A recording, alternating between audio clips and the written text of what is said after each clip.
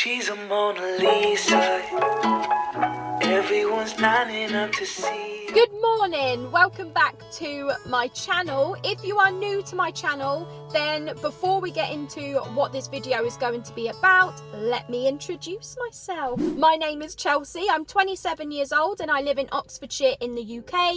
I live in a tourer caravan full-time on a privately owned campsite with my boyfriend of nearly 5 years, James. My channel is a lifestyle and vlog channel. I upload one video or vlog every Sunday at 9 AM UK time.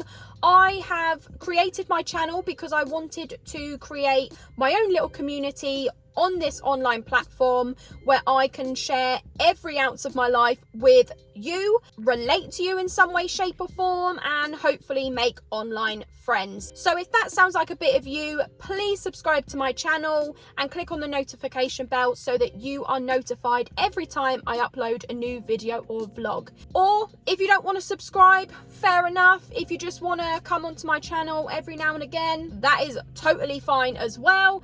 Please do say hello to me in the comment section below though. I'm all for the communication and the interaction and the engagement. Okay, now let's get on to the seriousness of this video. I'm kidding. Okay, I have decided to create a series on my playlists and I would like to call it something along the lines of my life story. And it's literally going to be videos of me talking about all of the significant things that have happened in my life between birth to 25 years. You did hear me correctly at the beginning of the video. I am 27 years old, but I don't want to have a playlist of my life story series that just goes on and on and on and on and on until I'm like 100 years old. Is YouTube even going to be around when I'm 100 years old? I don't know. I am going to get into like nitty gritty details. So there might be a few videos that could potentially be distressing to other people, but I will kind of do disclaimers when it comes to those videos. This is going to be my first video of my life story series, and it is the first thing that ever happened in my life, and that is my parents separating on my first birthday. I wanted to just sit down and film a video talking about my parents' separation, the custody battle in court, and just what it was like growing up with parents that just didn't co-parent, if you get what I mean. So my mum and dad are 45 years old, which is young considering they have a 27-year-old daughter. My mum and dad met at secondary school. I don't know how long they were in a relationship for before they got pregnant with me. That is because I've never ever asked them. I guess I just don't particularly care. But they had me when they were only 18 years old. It's a bit of a tricky one when it comes to whether I was planned or not, because my mum says that I was planned, but my dad says that I wasn't. And I know my mum gets very, very upset knowing that my dad says I wasn't. We're just gonna leave it as who knows.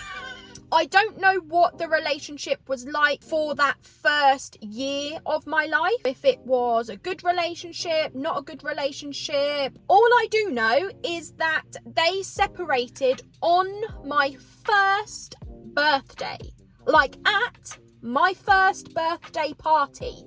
My dad found out that my mum had been cheating on him with a woman and they were arguing about it in another room whilst my nan from my mum's side, who is sadly not with us anymore, blew the candles out on my birthday cake. Really? Could they not have just saved the argument until the next day? I do think it must have been hard for them because not only were they 18 years old, so only just legally adults, but they were still trying to figure out what they were going to do with their lives in terms of their career. You know, are they going to go to college? Are they going to go to uni? Are they just going to go to work?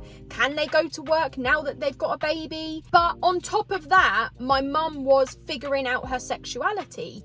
And that can't have been easy because in those times I still think it was frowned upon. But that is kind of why I don't care about the ins and outs of mum cheating on my dad with a woman and them separating on my first birthday, because I am more open-minded at thinking like this must have been hard for both of them, but actually more for mum. So they ended up going to court and fighting for custody of me, and my dad won custody of me.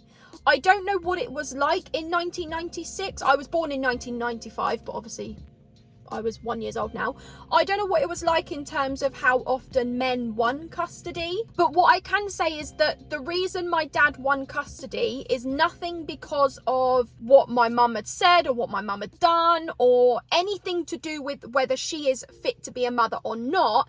It was actually because my mum's dad is a pervert, basically. And that is why my dad won custody of me, because if my mum won custody of me, I would have been living in the same house as that person. I think my mum was only allowed to see me for like 2 hours every other week in a building of some sort. I don't know if it was like some kind of family centre or I can't remember what it was, but it had to be there every other week for 2 hours. But my dad did end up changing that. So in the end, I would see my mum every other Saturday for like 6 hours, maybe 9 till 3 or 10 till 4. I would be dropped off at the same place in Slough. My mum would take me to the cinema, or we would go swimming, go to the park and have a picnic. Like ice skating, or there was always something that we would do, and then I would be picked up from the same place that I was dropped off at. So I think it was around like the car park bit or something. At the time, I did appreciate my dad allowing me more time with my mum, but looking back on it now, I only saw her once every 2 weeks. And this is the important bit that like I need to advocate. My mum never had a Christmas with me, never had a Boxing Day with me, never had a birthday with me, never had a holiday with me. My first holiday with my mum was when I was over the age of 18 and I was legally an adult and able to make the decisions on, you know, like when I want to see her, where I want to see her. As soon as I hit 18, that was it. Everything went out the window because I could do what I wanted. I could see her when I wanted. I could go where I wanted. That, I think, is an absolute joke. Like, beyond a joke. I love my dad and I love my mum, but my dad should not have stopped my mum from having those moments with me, from having those moments where she could create those memories with me. My mum lost out on pretty much everything because my dad couldn't just get a backbone and be like, do you know what?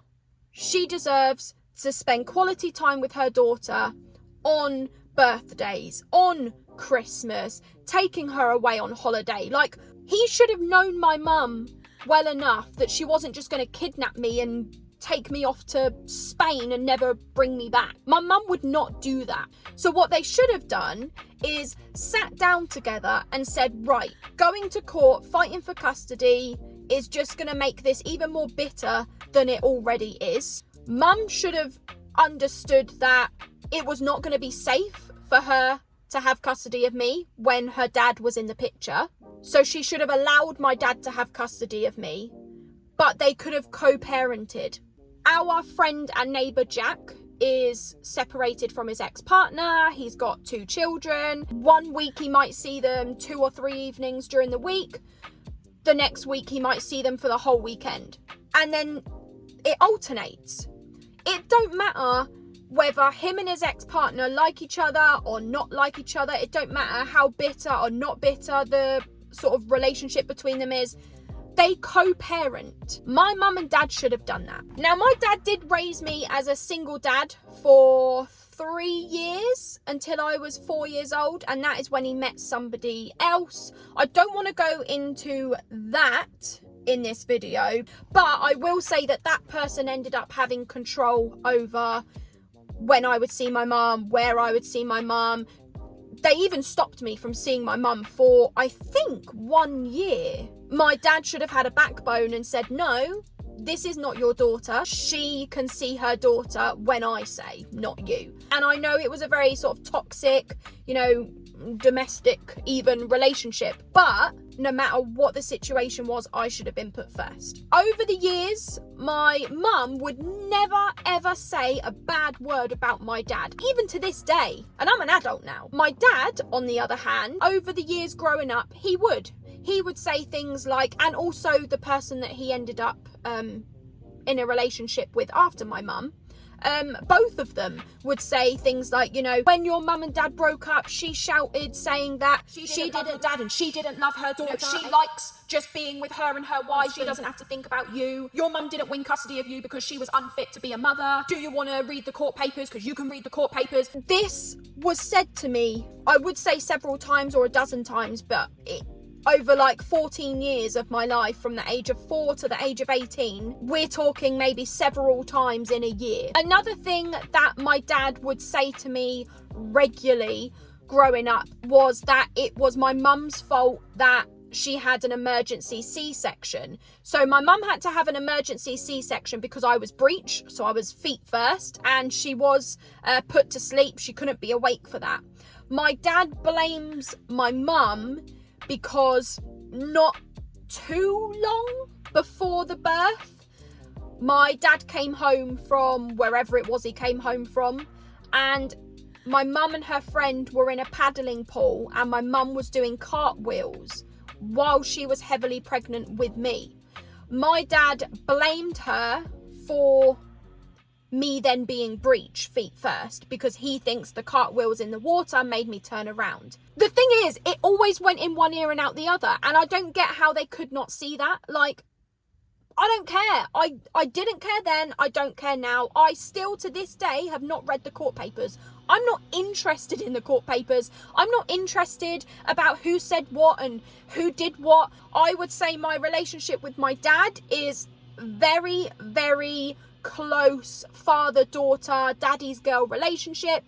My relationship with my mum is more of a friendship.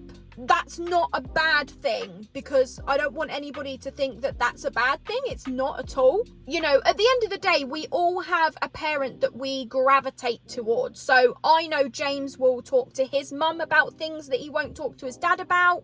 Then he will talk to his dad about things that he won't talk to his mum about. I usually always call my dad first, but there are things that my mum knows that my dad doesn't. So now that I am 27 years old, my dad does not say anything about my mum anymore. My mum does not say anything about my dad, not that she ever did anyway. I think they kind of just tolerate each other. Not that they see each other or talk to each other or anything, but even if they did, like, they did both go to my graduation, they just tolerated each other and just respected each other. I think my dad was like, oh, let's take a selfie and send it to Chelsea to show her that we're here at her graduation. And I remember my mum being like, it was awkward. But my dad just wants to move on from it. I think my mum probably wants to move on from it. I know that there is always going to be some kind of negativity deep down. Like, my dad is always going to be heartbroken that his first love cheated on him with a woman. And my mum is always going to feel like angry, frustrated, upset because my dad deprived her of my childhood. He deprived her of that. I know he feels guilty. He tells me he feels guilty. At the end of the day, what has been said has been said. What has been done has been done. We can't change the time now. That is the story of my mum and dad's separation, the custody battle in court, and what it was like growing up, the things my mum missed out on, the things my dad feels guilty on, etc, etc.